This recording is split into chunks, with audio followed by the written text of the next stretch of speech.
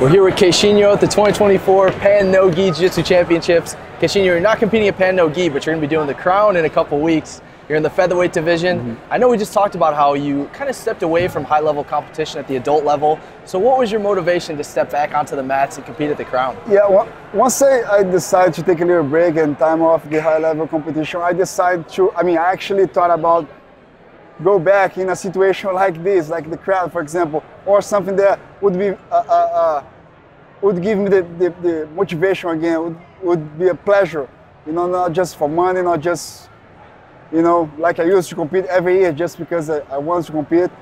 But for this time, I feel like it's a new challenge. It's something that I don't have the experience of being a stack division for the crowd.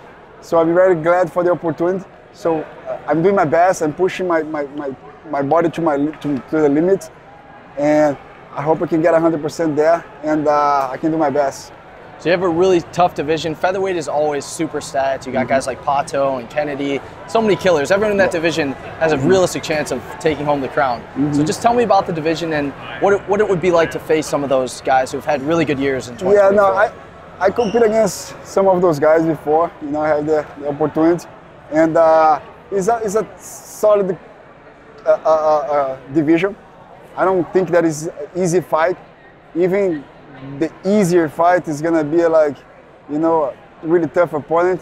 So I don't choose anybody. Of course, if I can pick, I would pick someone that I haven't competed yet, that I haven't fight, because that's my goal. I want to fight with different people. I want to fight in different events, different, you know, type of organization, and I think I'm here for this, for show my jiu-jitsu, to do my best, show that I'm still able to compete with the youngers and succeed.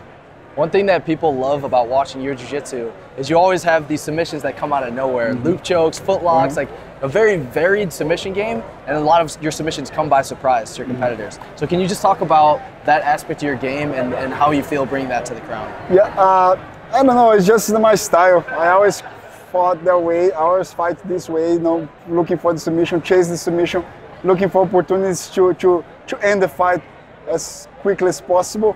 And of course, I try to sharpen my techniques. I try to be ready for those momentos that people don't expect, you know. So I be more unpredictable. But I don't train anything specific. I just do, you know, like my same game plan, my same strategy, you know, and I keep working hard. You competed a few months ago at Master Worlds. You won the Master 2 Black Belt division.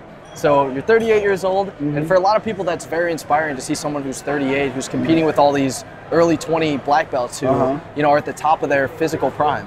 So does that mean anything to you? Is there anything that you feel like is inspiring for people to see you step into a bracket like that with such young killers?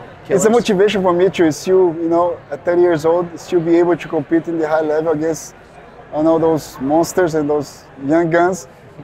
But I feel motivated, I feel confident, you know, I know I can do it, I know I can win, and then I'm ready, you know. I promise I'm gonna give you guys a big show, you know, I'm gonna give 100%, and I promise a big fight, a good fight for you guys.